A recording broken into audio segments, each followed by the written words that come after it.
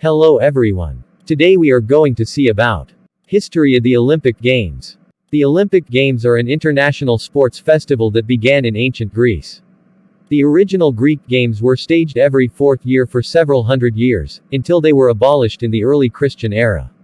The revival of the Olympic Games took place in 1896, and since then they have been staged every fourth year, except during World War I and World War II, 1916, 1940, 1944. Perhaps the basic difference between the ancient and modern Olympics is that the former was the ancient Greeks' way of saluting their gods, whereas the modern games are a manner of saluting the athletic talents of citizens of all nations. The original Olympics featured competition in music, oratory, and theater performances as well. The modern games have a more expansive athletic agenda, and for 2.5 weeks they are supposed to replace the rancor of international conflict with friendly competition. In recent times, however, that lofty ideal has not always been attained.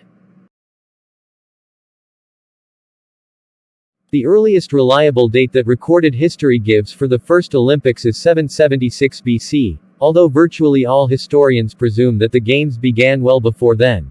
It is certain that during the midsummer of 776 BC a festival was held at Olympia on the highly civilized eastern coast of the Peloponnesian Peninsula.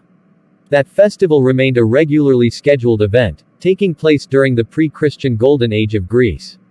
As a testimony to the religious nature of the games, which were held in honor of Zeus, the most important god in the ancient Greek pantheon, all wars would cease during the contests. According to the earliest records, only one athletic event was held in the ancient Olympics, a footrace of about 183 meters, 200 yards, or the length of the stadium. A cook, Choroibus of Elis, was the first recorded winner. The first few Olympics had only local appeal and were limited to one race on one day. Only men were allowed to compete or attend.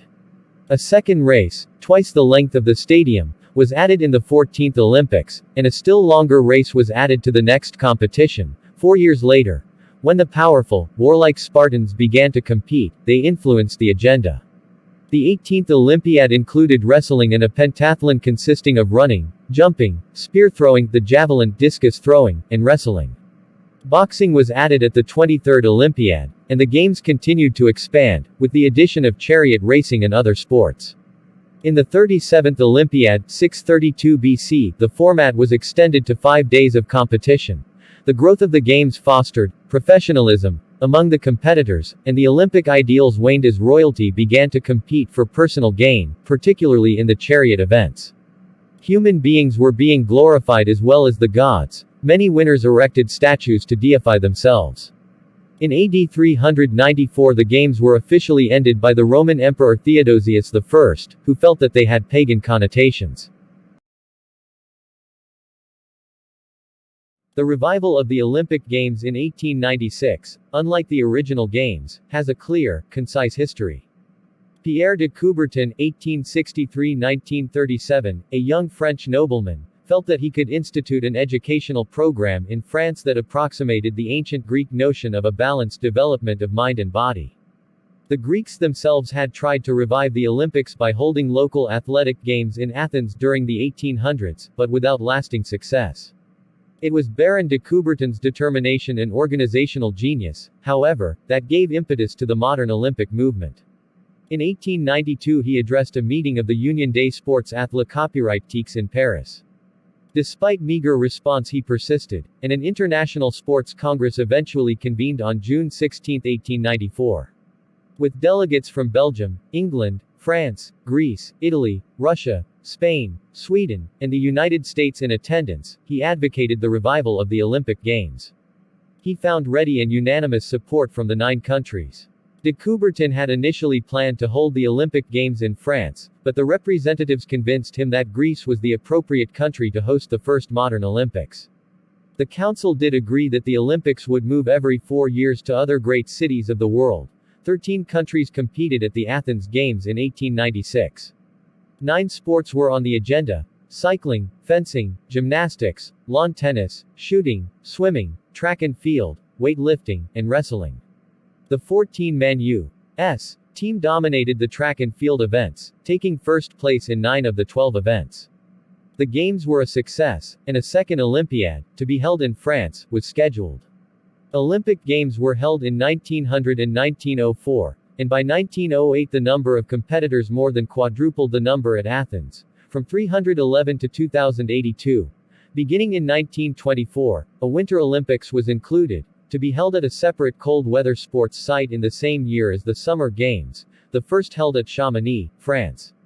In 1980 about 1,600 athletes from 38 nations competed at Lake Placid, N.Y.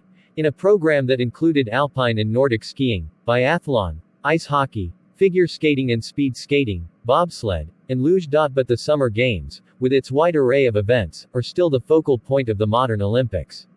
Among the standard events are basketball, boxing, canoeing and kayaking, cycling, equestrian arts, fencing, field hockey, gymnastics, modern pentathlon, rowing, shooting, soccer, swimming and diving, tennis, track and field, volleyball, water polo, weightlifting, wrestling, freestyle and Greco-Roman, and yachting. New sports are added to the roster at every Olympic Games. Among the more prominent are baseball, martial arts, and most recently triathlon, which was first contested at the 2000 Games. The Games are governed by the International Olympic Committee (IOC), whose headquarters is in Lausanne, Switzerland. The Summer and Winter Games were traditionally held in the same year, but because of the increasing size of both Olympics, the Winter Games were shifted to a different schedule after 1992. They were held in Lillehammer, Norway in 1994, in Nagano, Japan in 1998, in Salt Lake City, Utah in 2002, in Turin, Italy in 2006, and in 2010, Vancouver, British Columbia, Canada. The ideology of nationalism, which swept the world during the early 20th century, left its mark on the Olympics. Athletic nationalism was brought to a peak by Nazi Germany, which staged the 1936 Games in Berlin and used the Olympics to propagandize its cause. The Germans built a powerful team through nationalized training and scientific advances and dominated the Games in terms of medals won. The political overtones of the Olympics did not lessen with the fall of Nazi Germany. In 1956, Egypt, Iraq, and Lebanon boycotted the Melbourne Games to protest the Anglo-French seizure of the Suez Canal, and the Netherlands, Spain, and Switzerland boycotted as well to protest the USSR's invasion of Hungary. In Mexico City in 1968, two African American runners used the Victory pedestal to protest U.S. racial policies. In the Munich Olympics in 1972, 11 Israeli athletes were massacred by Palestinian terrorists. And in 1976 in Montreal, 33 African nations, to be represented by about 400 athletes, boycotted the Games to protest South Africa's apartheid policies. The most serious disruptions to the modern Olympics, however, occurred in 1980 and 1984.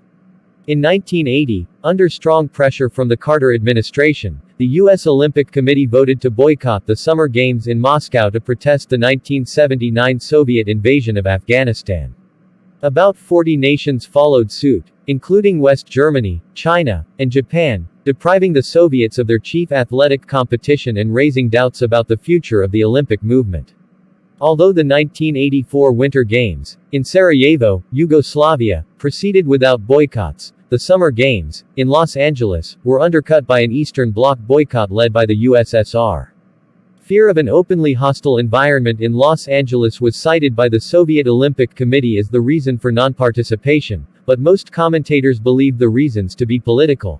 The poor state of recent U.S.-Soviet relations, revenge for the U.S. boycott in 1980, and possible embarrassment to the Soviets on worldwide television caused by planned anti-Soviet demonstrations and defections of Eastern Bloc athletes. The popularity and financial success of the 1984 Los Angeles Games were, however, greater than anticipated.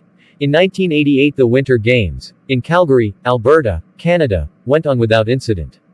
At the Summer Games, in Seoul, South Korea, only 6 nations, including Cuba and North Korea, boycotted, and the focus returned to the athletes. The 1992 Winter and Summer Games, in Albertville, France, and Barcelona, Spain, respectively, were the first Olympics without the Eastern Bloc sports machine, were the last for the unified teams from the former USSR, and marked the return of South Africa to Olympic competition. The 1996 Summer Games, in Atlanta, GA, were the largest ever. They were marred by a bombing that took the lives of 2 people. The 1994 and 1998 Winter Games transpired without incident. The 2000 Summer Games were held in Sydney, Australia, to great acclaim. In Sydney, politics took a back seat to the competition, although North and South Korea were temporarily reunited as their athletes marched as one country in the opening ceremonies. Athens, Greece, site of the first modern Olympics, was the site of the Summer Games in 2004. Though it has potential for political controversies due to its rapid modernization and its communist state Beijing, China was selected for the 2008 Summer Games. The biggest influence on the modern Olympic Games is money. Commercialism exists side by side with the outstanding athleticism and the spirit of friendship imbuing competitors from around the world. Since the 1984 Games in Los Angeles, it has become clear that a city hosting the Games can anticipate a financial windfall, as spectators and sponsors converge for the event. Because of the tremendous potential for profit, the process of selecting host cities has become politicized, and there is a large potential for corruption. In fact, a scandal erupted in late 1998, when it was found that promoters involved with Salt Lake City's winning bid for the 2002 Winter Games had bribed IOC members, who were forced to resign. The Nagano and Sydney bids were also under suspicion of bribery. Athletes, too, especially in the glamour sports, such as gymnastics, ice skating, or track and field, can reap tremendous financial gains for winning performances, through product endorsements and personal appearances. Originally, Olympic athletes were expected to remain strictly amateurs and not earn money even for endorsing products. However, by the last decades of the 20th century, professionalism among competitors received official acceptance, as the IOC finally recognized that many world-class athletes were already functioning as professionals. At the elite level of competition in many Olympic sports, the athlete must devote him or herself entirely to the sport, all but precluding the holding of a full-time job. The end of amateurism began in 1960s in the communist countries, where top athletes were supported by the state, but were officially considered amateurs. To counter this, in the 1970s and 1980s athletes in non-communist countries sought out corporate sponsors, in effect becoming employees of the sponsor. By the late 1980s, restrictions were eased on athletes earning prize money at their sports, and professional athletes were permitted to represent their countries at the Olympics. This now includes the star athletes who play in the American professional leagues, such as the U.S. Basketball Dream Team, of National Basketball Association superstars who dominated the 1992 Olympic competition. In addition, with IOC rules concerning amateurism vacated, many medal-winning contestants have cashed in on their Olympic fame with product endorsements or performance tours. Winning medals at the Olympic Games has always been considered the most prestigious mark of an athlete, and a source of glory for the athlete's country. This has led to the use of performance-enhancing drugs by athletes, intentionally or otherwise, despite the health risks to the athlete and IOC rules prohibiting the use of these substances. The types of drugs banned include stimulants, which can be found in common cold and cough medications. Caffeine is also banned. Narcotics, anabolic steroids, diuretics, certain hormones, such as human growth hormone, and in some sports, beta blockers. The testing of athletes for drug use began for the Olympics in 1968, at the Mexico City Games, but did not become widespread until the 1972 Games. Over the years, as drugs such as human growth hormone have been developed, tests have been added for newer drugs. With such great rewards at stake, there are athletes and even national sports programs willing to use performance-enhancing drugs despite the risks to future health and the disgrace of getting caught. The best-known example of drug use is the East German Sports Federation, which had a systematic program for giving its athletes steroids from 1974 to 1989. During that time, East German women suddenly dominated events such as swimming, winning medals in 11 of 13 events both in 1976 and 1980. Other swimmers suspected that the East German women were using steroids, because the drugs affected their physical appearance, but the team was never caught. After the reunification of Germany, the East German Sports Federation's records were opened and the program was exposed. In 2000, the former head of the federation and the doctor who developed and administered the drug plan were convicted of systematic and overall doping. The former athletes maintained that they never knew they were taking steroids, claiming that they were told that the various medications were vitamins. As drug testing procedures have improved, more athletes have been caught. In Seoul there was suspicion of widespread use of performance-enhancing drugs after Canadian sprinter Ben Johnson tested positive. He was stripped of his gold medal. In the mid-1990s, China's female swimmers and runners quickly rose to the top of elite competition, arousing suspicions of drug use. By the late 1990s many were caught through more diligent drug testing. The IOC publicly decries the use of performance-enhancing drugs. However, it is commonly believed that even without competition testing, the drugs and masking agents available to athletes is far ahead of the tests used to detect these substances. A study released in September 2000 that was financed by the U.S. government accused the IOC of permitting drug use to persist in order to maintain the mystique of the Olympics and record-breaking performances. The IOC formed the World Anti-Doping Agency (WADA) in late 1999 to test athletes at the upcoming Olympics and to increase drug testing standards, but how effective WADA will be in the long run is not yet known.